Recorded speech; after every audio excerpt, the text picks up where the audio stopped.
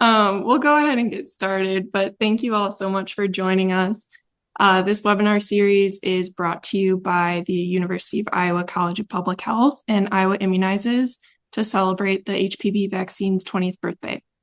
This is our fourth session in our series, and all sessions are recorded and will be made available on the Iowa Immunizes YouTube channel.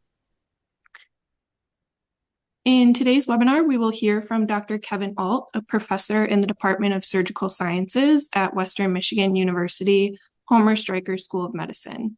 We will have time for Q&A at the end of Dr. Ault's presentation, so we encourage you to ask questions in the chat throughout. And with all that said, I'm going to turn it over to Dr. Ault to get us started. Thank you for that introduction. I appreciate it. And go ahead and show that first slide.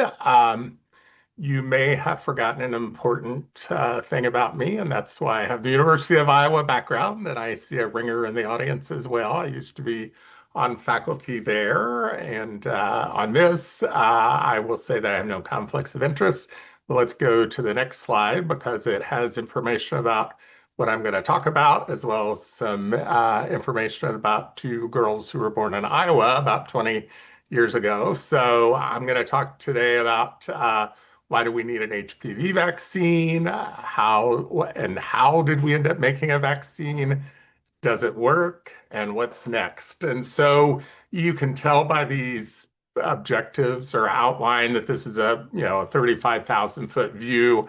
I'm guessing it'll probably take about 35 minutes. I gave a similar talk for Research Day without the pictures of my daughters a few weeks ago for our internal research day. And so I'll leave plenty of time for questions, but the daughter that's on the right there, Dr. Zlatnik, who's Frank Zlatnik, who some of you may know, just had a birthday a few days ago, and Dr. Zlatnik's daughter is actually an OBGYN, and she asked me to review a paper. She's at UCSF for a journal that she's on the editorial board. And I said, did you know your dad delivered my daughter? And she got a big kick out of that picture that I sent her. So I had that one on my hard drive. And then I don't know if the Coralville Mall and that particular Santa at the Coralville Mall is still there, but that's my older daughter in the upper right and my younger daughter who's with Frank there on the bottom. And then here's a much more contemporary picture on the left of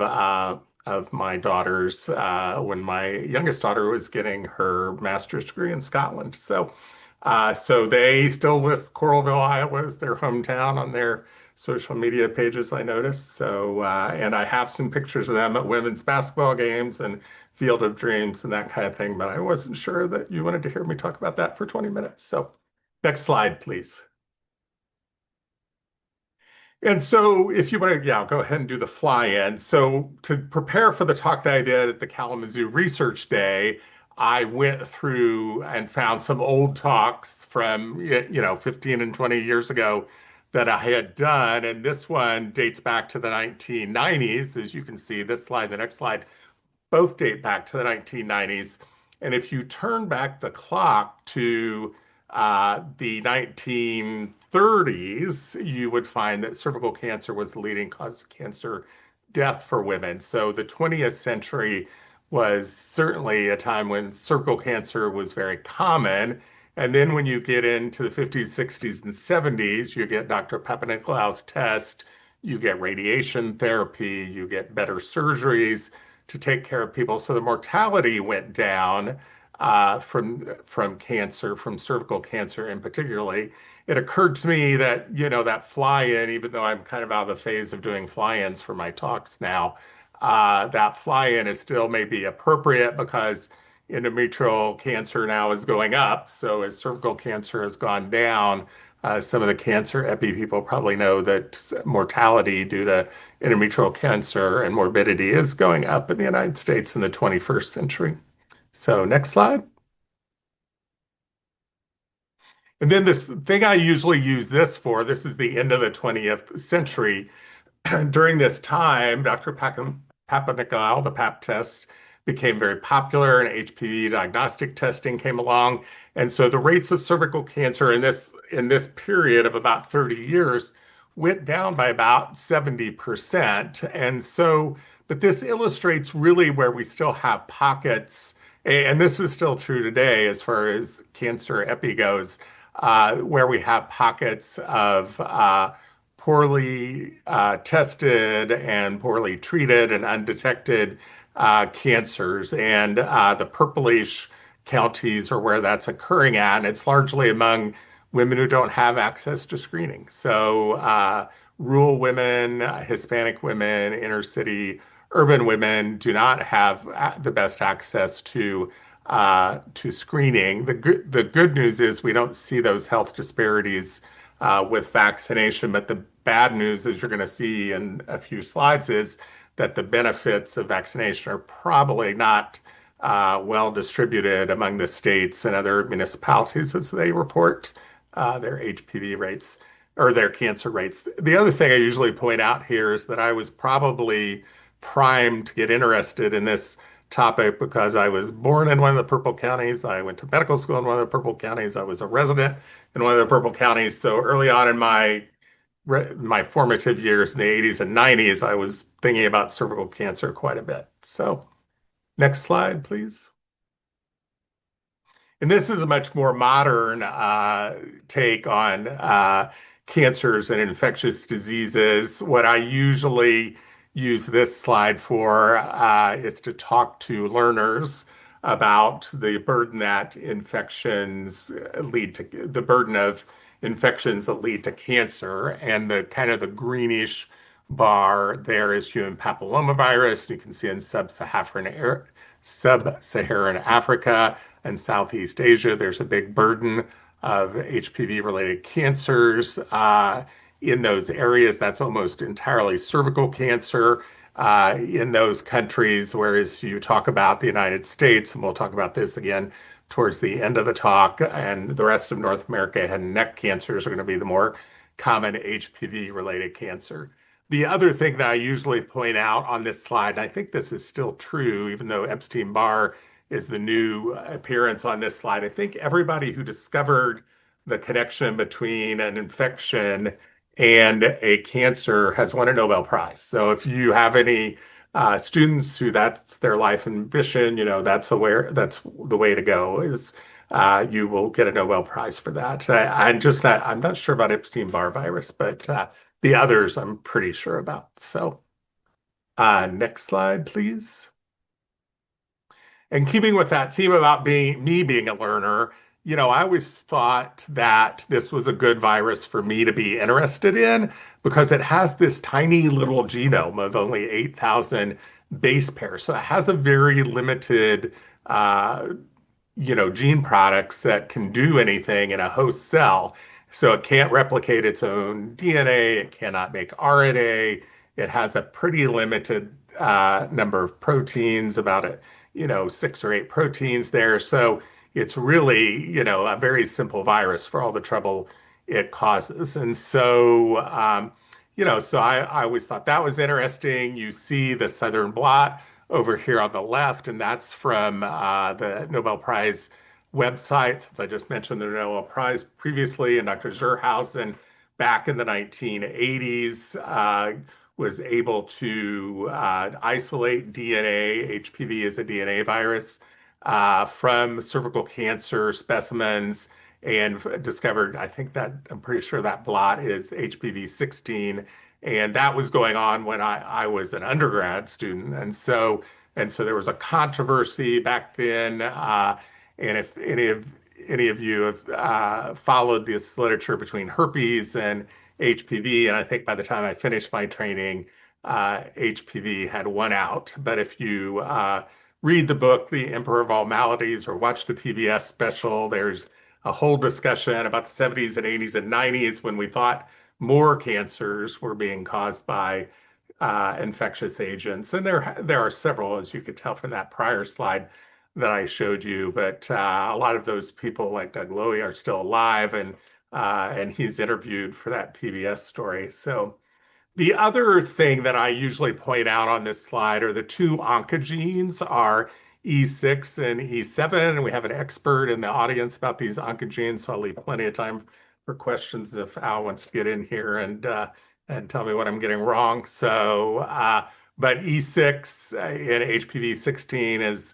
really what drives a lot of these cancers, and I'm probably way oversimplifying it, but E6 and E7 are the main oncogenes. Additionally, this virus will integrate into the human genome, into the host genome, and that's one of the clinical markers that we're going to talk about on one of my very last slides as far as how we measure vaccine effectiveness now that we're in the vaccine age. Over on the right is Ian Fraser's picture of the vaccine. He's one of the of the virus. He's one of the inventors of the vaccine. The bluish, the six unit bluish things on the top are the L1 protein all stuck together. I guess they're five pentamers is what that was the word I'm looking for. So, and you can see that that's the surface protein. And not surprisingly, there had been a vaccine. The hepatitis B vaccine was discovered and made in the 70s and 80s. And so that was kind of the prototype that led us to this vaccine as far as a surface protein. And when you express the L1 protein into a liquid medium, you get a hollow capsule of the shell. And so the host immune response recognizes it. It's very immunogenic. I, pardon me, I had a chance to hear John Schiller give a talk about that. I'm not sure I'm going to do this justice, but basically that repetitive pattern of the L1 protein sets this up for long-term success as far as the immune response. And we'll talk about that when we talk about single dose vaccines, but that repetitive pattern is recognized by B cells. And so the host activates a wide repertoire of immature B cells. And so you get a very good and probably durable immune response to one, two, or three doses of this particular vaccine. So next slide. And so there's even more of an Iowa connection other than the data that I generated when I was at the University of Iowa to the papillomavirus, Dr. Shope. But I couldn't find my old slide. I had an old slide I had made of him. Discovered the Shope virus, which is the cottontail rabbit papillomavirus. And I think it was 1933, if I remember correctly. He also discovered the influenza virus. He grew up in Des Moines. His father was a physician. His son was a virologist with the same name who's died fairly recently. But Dr. Shope, the one we're talking about here, was an outdoorsman. And so he would go hunt rabbits and find the papillomavirus lesions on the rabbit from the cottontail rabbits. And he knew this when he was a medical student at the University of Iowa and when he was a young pharmacology professor was the first job he had at the University of Iowa before he got led away to Rockefeller University, where he spent the rest of his career. But somebody came back and got some samples from the University of Kansas, where I've also had a faculty position, and sequenced some natural history specimens they had there. And it's one of these two publications. And they also looked at the transcriptome from that virus and are using it to look at human papillomavirus, HPV 16. And so even though this was decades and decades and decades ago, almost 100 years ago, there's still interest in this virus. And this specimen at the Natural History Museum in Lawrence, Kansas, the University of Kansas, still has cottontail rabbit virus in it, at least the genome. So interesting that, and I was just looking for a picture of him when I ran across those publications, so I thought you'd be interested in that. The picture that's on Wikipedia was when he was in the military and he was involved in the development of a flu vaccine. So as far as during World War II, and as far as contributions to the understanding of viruses in the 20th century, he was a mover and shaker shortly after he graduated from medical school, really. So next slide. So one of the things, and I've kind of introduced this a little bit before, is one of the things that you need to realize is that there are different types of HPV, human HPV, and they are numbered. And so I mentioned HPV 16 previously in reference to Dr. Zurhausen's work in the cervix. If I remember correctly, he also discovered HPV 18. And so HPV 16 and HPV 18 are the ones that cause a majority of cervical cancer. And then if you talk about cancers at other sites that aren't cervical, if you're talking about anal, vulvar, lung cancer, it's HPV 16. And again, I got a little lucky in wanting to study this because the other ones that cause 2 to 4% of cervical cancer are HPV 31 and 33, which are cousins to 16, and 45 is a cousin to 18. So they're really two families that cause that. And so the original version of the vaccine that was published 20 years ago, or that was approved 20 years ago, was a quadrivalent vaccine that was made by Merck. I don't have the manufacturer up there, but it protected against HPV 6 and 11, which are what causes genital warts, and HPV 16 and 18. And so this the bivalent vaccine was made by GSK, and it is only 16 and 18. There's a lot of international work around the bivalent vaccine, but it's not been widely marketed in the United States. Subsequent to the development of a quadrivalent vaccine, Merck went ahead and made a 9-valent vaccine.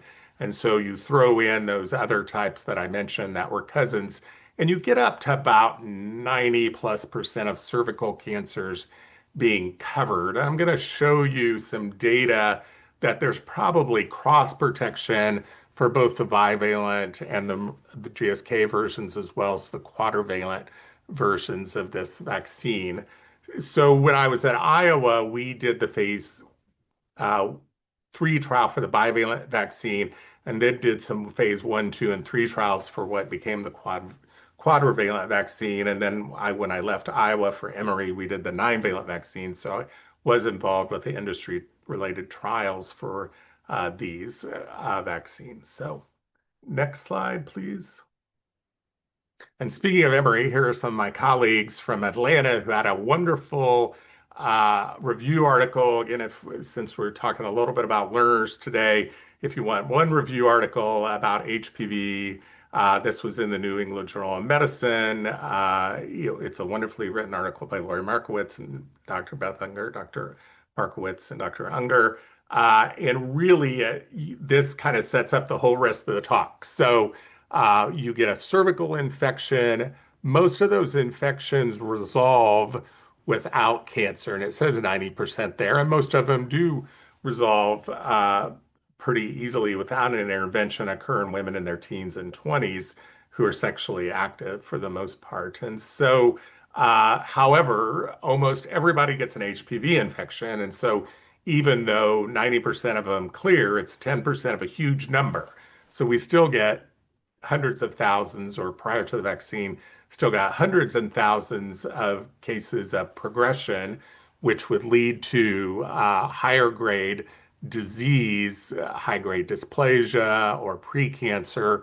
Unfortunately, there's a lot of terms that mean the same thing. CIN is going to make an appearance, cervical interepithelial neoplasia, later in the talk. And so for screening programs, and when we talk about cervical cancer elimination, we're really looking for those precancerous lesions because they can be detected by HPV testing or Dr. Papanicolaou's test, and can be treated in low resource settings by freezing or minor surgeries. And so cancer, on the other hand, may require, which is the right hand part of this panel, might require chemotherapy, radiation, when it goes beyond stage 1. And so that becomes a little more challenging when we're talking about the places where cervical cancer is most prevalent. So next slide, please.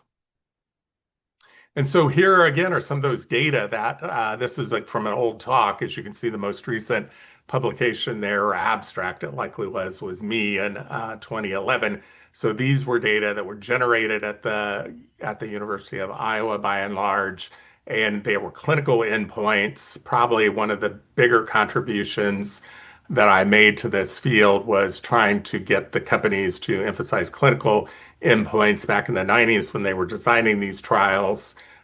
They were considering immunological endpoints, and that might be important or less vigorous endpoints. And so it cost these companies hundreds of millions of dollars to do the huge clinical trials. But on the other hand, we ended up with wonderful data like this. And so you can see very high efficacy in the clinical trials against cervical dysplasia or cervical intraepithelial neoplasia. And it's true for high and low grade disease. Again, high grade disease is the precancerous lesion, but low grade disease leads us to extra pap smears and that type of thing. So if you look at a country like the United States that does lots of screening, that's very important. Genital warts, because this vaccine's been around for 20 years, have largely disappeared in both men and women.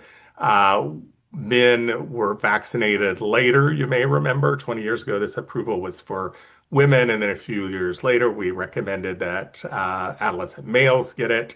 And so, but men, if you're unvaccinated, this is such good herd immunity, you're still unlikely to get genital warts. And so we saw the male rates of warts going down, even though we weren't vaccinating men. And that was probably really the first hint. That was probably within 5 years of us having the vaccine available, that this vaccine was going to be really super effective. And then there's also pre-malignant lesions of the vulva, which are not real common, but more common than vaginal dysplasia. And then anal dysplasia in men would be something that we associate in populations of men who have sex with men, although it is more common in heterosexual women than it is in heterosexual men. Um, so all the disease endpoints and all the six cancers that are caused by HPV, I think, have been covered at this point by the vaccine trials and the data that we have available. And as long as I have this trial up here, I'll mention, or this slide up here, I'll mention Susan Kager, who's still active in the field.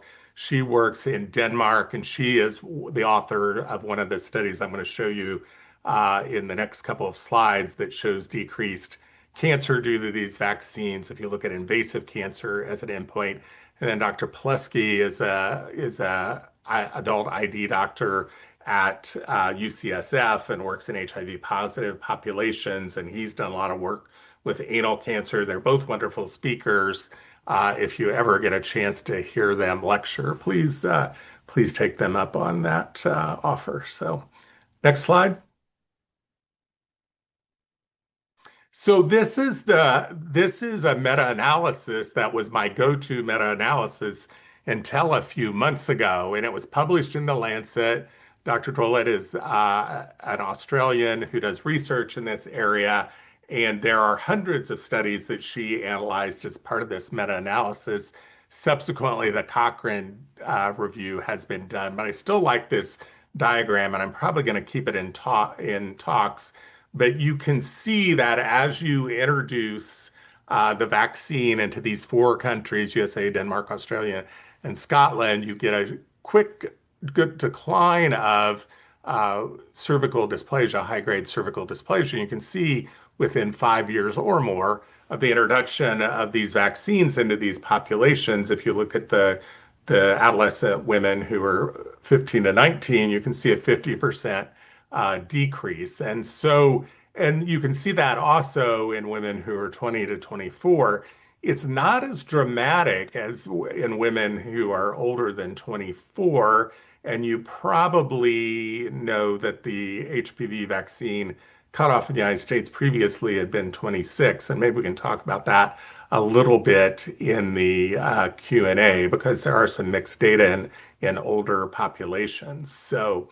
But this finding, and the reason I'll probably keep this slide, is that we really need to be vaccinating teenagers. And so there's even more data, which I should have kept this slide in my deck, but I took it out.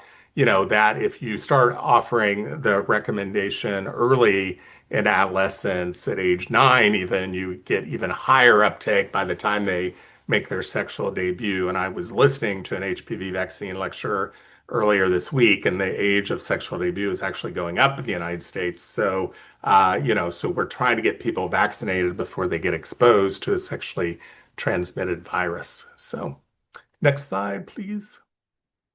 And so this was the fall of 2020. And for those of you who do not remember how depressing the year of 2020 was, this was in the height of COVID, and I was trying to learn how to use Zoom and giving lectures remotely. And my the youngest daughter that you've already seen a picture of was stuck, had to come home from college and spend time with her parents. And she wasn't a teenager anymore, but she was about 5 times as grouchy as she was when she was a teenager because she was stuck at home with her parents.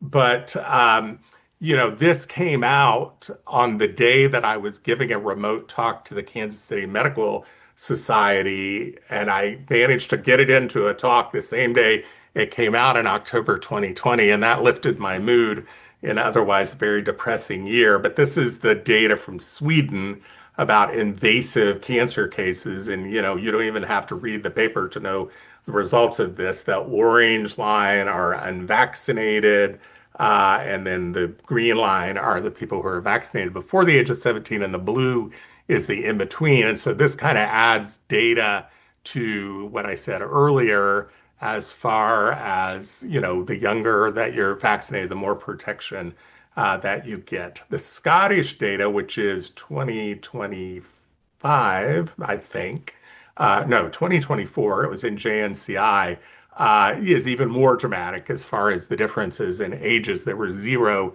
cases of cancer in women who are vaccinated before age 14. And it looks very similar to that, and that's why I don't have both slides. But I think that's been a very consistent finding in the slides or in the literature that have looked at both cancer endpoints and precancerous endpoints both. And so, this is wonderful news. And we've got several of these studies. I mentioned Dr. Gager's study. And so, this has been a wonderful follow-up. I think the other thing that this illustrates, and I don't know if we're going to talk about misinformation during the Q&A, but you'll hear people say, well, women don't get cervical cancer until they're 50. How do we know that this is going to work? Well, unfortunately, cervical cancer can be a young woman's disease. I've taken care of plenty of women in their 20s, sadly, with cervical cancer, and certainly with precancerous change. And if you want to look at the Survivor website, which is a support group for people who have survived cervical cancer, Survivor with a CER, V as a name, you can see the stories. And a lot of those women are very young when they were diagnosed. Next slide, please. And then I'm going to try to get at some studies in here that are more contemporary, and this is one of those studies. And so this is a cancer mortality study. So we have everything from low-grade changes to non-malignant lesions like genital warts to pre-malignant lesions to cancer. And now we have cancer mortality data, and this has actually been published a couple of different times, but the rate of cervical cancer in young women, as you can see, this is women younger than 25, have been going down over the years. And that trend was accelerated. And this would be the group of women actually that my daughters would be in. They were vaccinated, and their rate of cervical cancer is going down even faster than it was before. And you can see this graphically on the left, and just this is NCI data from the cancer registry. This is such a nice, simple study. I wish I would have thought of it first. So on the right is just the number of deaths. If you look at the Scottish data, where they've had better uptake of this vaccine, or some of the other countries, Scandinavian countries, they've really got cervical cancer deaths in women under 30 down to 0. So you're seeing this kind of outstanding things that we're celebrating today. So next slide, please. So one of the things that I mentioned previously was the Cochrane review, an enormous review, always well done, as far as data. If anybody in the group is a systematic review aficionado, you know how well the Cochrane people did this. And this is from their press release, actually, and they're not known for hyperbole. And so I wanted to put that in there, a gift for life, protecting children from HPV related cancers. And it was just published at the end of November last year. So 225 studies with an N of 132 million. I frequently tell the medical students at Western Michigan, if you have a study with 132 million people in it that says something different, please present it in rounds tomorrow. So, it's really a very remarkable study that shows what I've already told you. It's effective against multiple clinical endpoints, but they also look at all the safety signals, and the neurological and autoimmune diseases are not elevated in these cohorts. And of course, when you do a meta-analysis, you have these huge numbers, and so you can go through that meta-analysis. And if you're teaching a class in that topic, this would be a great study for that type of structure as well, because it's really two meta-analyses. It's safety and effectiveness both. Next slide, please.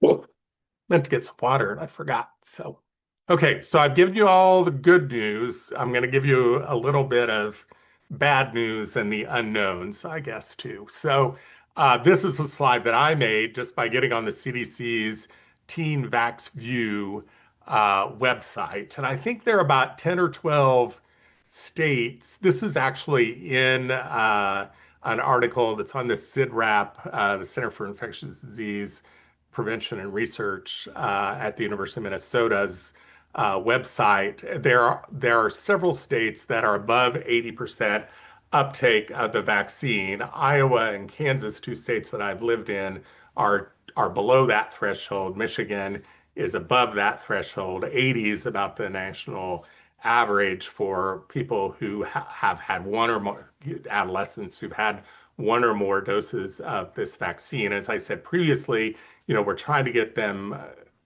vaccinated before their sexual debut. And so that's one of the reasons the 13 to 18 range is important. The other bad news about Iowa, I didn't put this up here, but the rates in Iowa are actually going down. They were higher 3 or 4 years ago. And some of the states I looked at, that certainly was not the trend. So, we have our work cut out for us, I think, still, as far as vaccine uptake. The usual reason that I use these data, or there were two other vaccines that were introduced in 2008 as part of a adolescent platform, was what we called it at the time, that were a quadrivalent meningococcal vaccine, as well as the acellular pertussis vaccine. And so you can see the uptake of those two vaccines. The green and blue line has been much better than the HPV vaccine. And so there's obviously something different about the way providers are recommending this, or the way that patients are perceiving it, or parents in particular, I guess, are perceiving it. And so, we still have work to do in that particular area. So next slide. Speaking of work to do, that's the theme of this next slide. So Heather Brandt, who some of you may know, Dr. Brandt, is in charge of the cancer prevention program at St. Jude's Hospital in Tennessee. If you know Dr. Brandt because you follow her on social media, you probably know that she is an Iowa Hawkeye through and through. And I told her I was giving this talk today, and she generously donated this 20-year-old picture of her from International Papillomavirus meeting, where she talked about HPV vaccine acceptance. And she doesn't know if she knows any of you, but we had a nice discussion about Dr. Smith and some of the other people that influenced her career at the University of Iowa. And she would be if you're looking for speakers, she's a wonderful speaker, and we're actually doing a webinar for St. Jude's on Friday. So I told her that I was doing this for the 20th anniversary, and I said I'm doing this twice in 1 week. And so she said to say hi to all the Hawkeyes. But if you follow her on social media, she was an Iowa women's basketball fan long before I was popular, an Iowa sports fan in general. And she was at the University of South Carolina. Oh, she's presenting in August. She didn't tell me that. Well, why didn't she tell me that? Okay, I'll have to give her a hard time on Friday then. So we didn't talk in person. We went back and forth by email. So get her to talk about her poster and vaccine acceptance. She's much more an expert on that. I want to talk about head and neck cancers as well. And again, that was Dr. Smith's specialty and single dose schedules. Head and neck cancer is now the most common. I said this once already, but I'll emphasize it is now the most common HPV related cancer in the United States because we have been vaccinating and screening for cervical disease. And so now we have one that we don't have a screening test for. And that's why it's become the more common HPV related cancer. I kind of skipped over this, and I don't know how many clinicians we have in the group, but there's differing schedules based on the age of the recipient. The short version of the schedule in the United States is that if you are under 15, when you start the series, you get 2 doses of vaccine, of the 9-valent vaccine in the United States. If you're older than that, you get 3 doses. There have been, I'm going to show you some data, but there's plenty of retrospective data as well as the prospective trial that I'm going to show you that single dose is probably the way to go for cervical disease. And so, a lot of companies or a lot of countries are adopting a single dose schedule. So next slide, please. So these are data, this is both good and bad news. These are data about what types we're targeting, and the darker blue is just HPV 16 and 18 that I mentioned previously. And then the lighter blue are the types that are in the 9-valent vaccine that aren't the older version of the vaccine. And so you can see most of the benefit of the 9-valent over the over the older quadrivalent or bivalent version is in the cervix.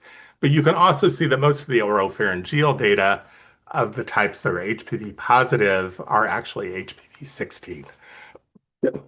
Pardon me. And so that's why I use these data.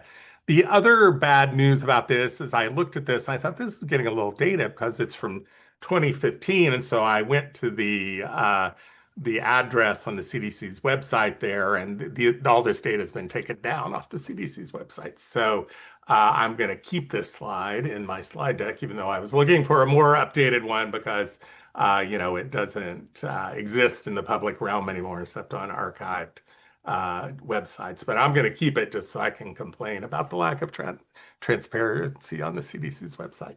So next slide. And so I think we have pretty good data that that the vaccine prevents head and neck cancers. The problem is we don't have a clear dysplastic stage with head and neck cancers. If there are head and neck surgeons on the call that would like to say something about this, feel free to speak up. And that's not my area of expertise, obviously. Frequently presents as a later stage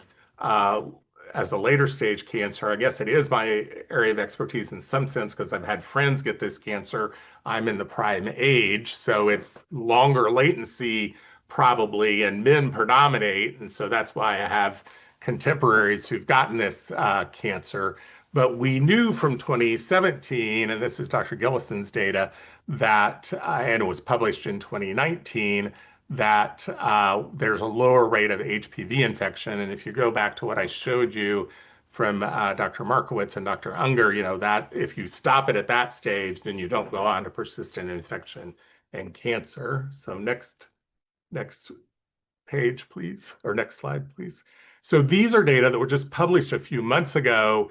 That's a really interesting cohort design study. Again, if you're looking for studies for Journal Club, it was in one of the JAMA, I don't have which journal it is. I think it was in JAMA Open, but it's a retrospective study that looks at men who are vaccinated as teens and then with a 9-valent vaccine and then were followed forward. And this is an international study, so you can see they have 3 million subjects, I guess is the right word.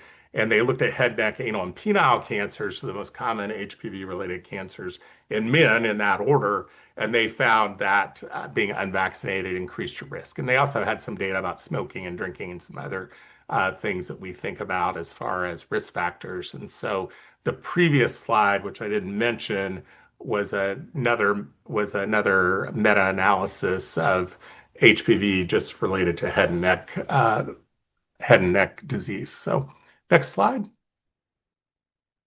And so this was that prospective randomized study that I was telling you about of single dose. There's an NCI-sponsored study that looks very similar to this and has more endpoints that haven't been reported yet as far as oral and anal infection. And you could certainly have the people from the NCI as a speaker next year if you really wanted to. That's when those data are supposed to be available if you want to really emphasize HPV. But you can see that both the bivalent GSK and the nanovalent Merck vaccine are both wildly effective as a single dose. That you can't even hardly see their data there at the bottom. And so this is given to teenagers and they're followed for 3 years. This is in Kenya. That's why it's called the Kenshi data and very high vaccine efficiency. This is for persistent infections, so not dysplastic changes, but because of the biology that I told you about at the beginning of the talk, this is probably still a very legitimate endpoint and is actually the endpoint that's also being used for the NCI trial. I think the other prospective randomized trials that I'm aware of are immunological basis. And since I kind of emphasized clinical endpoints previously, I'm going to stick with the clinical endpoint of persistent infection. And then here's the next two slides are the big finish. So go ahead and show the next slide. So we have, and this is what's in CIDRAP today, we have cervical cancer elimination as a target in multiple countries, Scotland, the rest of England, Australia, Scandinavian countries in the immediate future. So, and the way that all countries are going to get to this is to have 90% vaccination rates, which is obviously going to be a lot easier with a single dose vaccine. And I believe that's 90% before age 20. Then screening women with PAP test or HPV test, probably the latter, and then making sure that treatment is available, both treatment of early dysplasia as well as invasive cancer. And so, certainly when I show this slide, this is from Gavi, I think. When I show this slide to learners, I'm like, your experience is going to be completely different than what my experience was if you go into OBGYN, because I think you could make the argument that the American College of OBGYN was founded 75 years ago because we had a pap smear, because we were going to start doing screening and we needed a specialty that would do that. And so I spoke at ACOG a few years ago for the 75th anniversary of the pap smear, and I pulled a bunch of old studies from the 50s about that, and nobody argued with me when I made that point, so maybe I was partially correct. So next slide. So here on the bottom is a picture of me on CNN. I went to Butler University as an undergrad, and a friend of mine was a journalism major. Jen Christensen is her name, and she's still at CNN, but she's a health producer. And so when she heard about the HPV vaccine coming up 20 years ago, it must have been 20 years ago yesterday, I was on CNN. And so there's a much younger, darker-headed version of me there appearing 20 years ago on CNN. Jen got me into the front row with Soledad O'Brien there on the morning show. So here are my conclusions. The HPV vaccine prevents several cancers, including cervical cancer. A single-dose HPV vaccination schedule has been shown to be effective against cervical disease. I think if we're going to talk about this in the Q&A, I don't know that the data is there for head and neck, and so it's a little more challenging. And there's still work to be done with head and neck cancers, especially, the epi and the kind of stuff that we talk about in College of Public Health, as far as finding these cancers, making sure the rates of those cancers are going down. And then I'm going to leave it up to Dr. Brandt to talk to you in a few weeks. I'll need to sign up for that and hear what she has to say. She'll talk to you about how we're going to increase acceptance. So that's my last slide. So let me clear my throat here a little. And I already talked this morning for ACOG, so that's why I'm a little hoarse. So. Well, thank you so much, Dr. Ault. That was a great presentation. We'll move now into the Q&A. So if anybody has questions, please feel free to drop them in the chat or come off mute. Just as a reminder, this is a recorded public forum, so just please keep that in mind with whatever you choose to share. I have a question, I guess, right at the start. So I'm curious kind of what your experience was like being a part of these phase 3 trials way back when. Could you feel the excitement? Were people skeptical? Were they just could you tell us a little bit what that was like? Dr. Brandt asked me the same question via email. That's what started the whole conversation about me presenting to you guys today. So I think I was excited. I'm sure I was excited because, and I don't usually talk about my daughters during scientific presentations, but, I was thinking of the world that they would grow up in, and that they would not have to worry about cervical cancer and abnormal pap smears and that type of thing. And we were also doing a herpes virus study and a chlamydia study at the same time. Those two vaccines didn't make it to approval. But, I was thinking, this is going to be a much different world for them than it was for people, of my generation. So I was excited for that reason. It was exciting to get to travel. I got to go to several different continents to talk about these data, and got to take the girls along occasionally and my spouse. That was fun.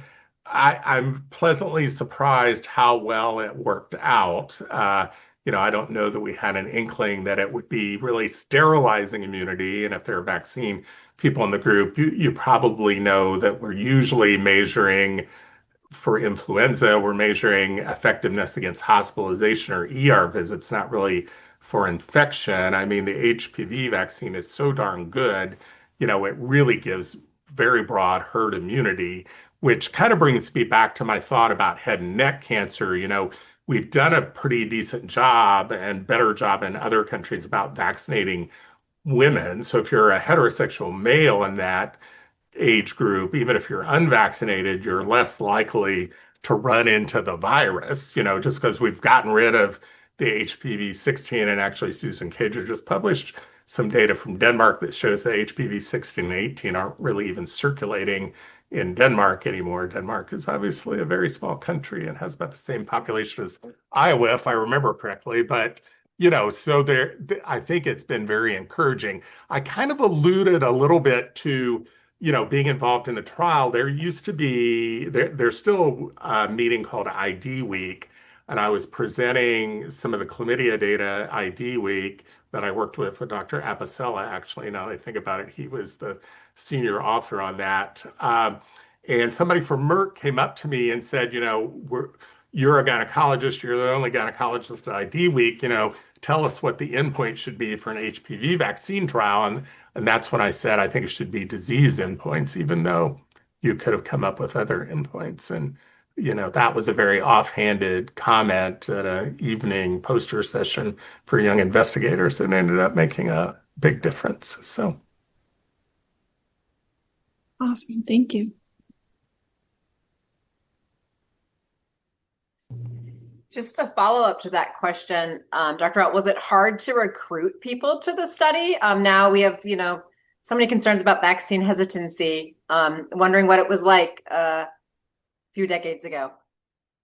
No, actually, the University of Iowa is one of the best recruiting sites. I think the only other sites that did as well as us were some of the Scandinavian sites. We were certainly the number one site. I mean, we were recruiting mostly University of Iowa undergrads for the most part. And so, and they were educated and knowledgeable. And, I talked to a lot of the women's groups in town and, talked at undergraduate classes and that type of thing. So no, we did great. I mean, I think, I don't know if this is still true, but, when I moved to Iowa, somebody told me that you guys have the largest percentage of college students and college graduates in the United States. So we took advantage of that. We had a very sophisticated group of people that would volunteer for these trials, of women in particular, I guess I should say. I didn't do any male trials. So, Hi, Kevin. hey, how are you, sir? I'm good. Nice job. So thank you very much. I was just thinking about Iowa, and you probably heard that it used to be mandatory in health class for them to teach about HPV and HPV vaccines. That's not true anymore. And I'm wondering if that's one of the reasons that the rates of vaccination are going down in Iowa. Of course, other things have changed in Iowa as well, but that could be one explanation for it. Yeah, I actually have a slide about that, and I didn't. Yeah, since I was celebrating all things Iowa today. So I didn't put it in. Also, Iowa actually has a per capita rate. Iowa and Kansas both have a per capita rate of HPV related cancers that's higher than the national average. And this was actually in JAMA recently for cervical cancer. Not surprisingly, there's an inverse relationship between HPV vaccination rates and cervical cancer rates. And as Michigan has gone up, our cervical cancer rates have gone down. So I think the other thing that I heard, and I think this was fairly recent, is there are a handful of states where minors can get vaccinated for HPV because in most states recognize minors as being able to make decisions about pregnancy and contraception and sexually transmitted disease screening because of the potential problems with relating with parents. And so I I don't know when that got into the code in Iowa, but the governor signed a bill that took that out of the health department policy. A similar thing happened. Dr. Fiskus is a name that some of the people in the immunization world probably know. She was the medical director in the state of Tennessee and lost her job by promoting I'm sure she could tell this better than I'm telling it. Lost her job because she was promoting HPV vaccination in teenagers without parents' consent. And so, yeah, I'm sure that has a lot to do with it, unfortunately. And I'm not trying to pick on Iowa. Obviously, I have a positive opinion of my years in Iowa. But I think you're probably right. Yeah, I could tell I have HPV in the background. Yeah. I could use that for a talk, actually, couldn't I? Well, thank you very much. Sure, it's nice to see you again. I need to come there in person. Yeah, we need to catch up.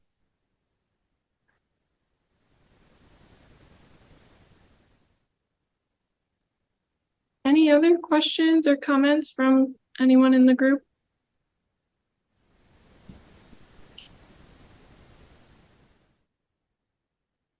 I'll make a comment, and you guys can trap Heather with these questions because I don't have an answer to what the comment I'm going to make. But one of the vaccines that's really in the sights of the people who are now running HHS is the HPV vaccine. And we have all this data about the safety of this vaccine. We have hundreds of studies that I mentioned in the Cochrane review. One of the things that you will hear is that it's related to that HPV vaccine makes you infertile. And so that got recycled for COVID, as some of you probably realize. And it really got started in the 1990s in Africa because of tetanus vaccine in pregnancy to keep children from getting newborn tetanus. So this misinformation or disinformation, I guess more accurately, just gets recycled, to fit the situation. And so, we've blamed autism on multiple different types of vaccines. It just shows that there's a narrative. There's already a narrative there, and they're just trying to plug a vaccine in there. So, but you can ask Dr. Brandt about how she plans on how she counters misinformation in her area of the world, because Tennessee is another state that has a relatively low HPV vaccine uptake, and so does Arkansas, right across the river from St. Jude's. So. Yes, absolutely. We will raise that question when she presents in August. Okay. And I won't tell her that you guys are gonna do that. So, but I will see you in August, I guess. So I'll talk to her and tell her you guys said hi. Yeah, please do. Okay. Well, thank you again, Dr. Ault. I just have a few things I'm gonna cover before we go our separate ways today. So once again, we have our party planning committee kind of put together some resources that we would love to share with you all, and we encourage you to co-brand with your own logos. If you are interested in any of these resources, please send Elizabeth Faber an email, and I'll put her email in the chat. And then this Friday, there is a webinar hosted by Iowa Health and Human Services on the role of HPV vaccination and cancer prevention, specifically focused on oral cancer prevention. The webinar offers 1.5 hours of CEU or CME credit for free. There is a QR code on the slide where you can register, but I'll also put the registration link in the chat. Yes, and it features Jen Sokolsky, who is one of our party planning committee members. And then the American Cancer Society is hosting a 2026 virtual state engagement HPV summit. It's focused on breaking through the noise, the power of partnerships. The summit will be held from 12 to 2 Central on July 21st, 22nd, and 23rd. Again, you can register using the QR code on the screen, and I'll put that registration link in the chat. And then I haven't fully set up registration for our webinar with Heather Brandt in August, but we ask that you please save the date. It will be held on Thursday, August 6th from 1 to 2 p.m. Central. And once I have the registration all set up and more details squared away, I will send out an email with everyone, and we ask that you please register. But that's all that we have for today. So thank you again, Dr. Ault, for presenting, and I hope to see you all again in August.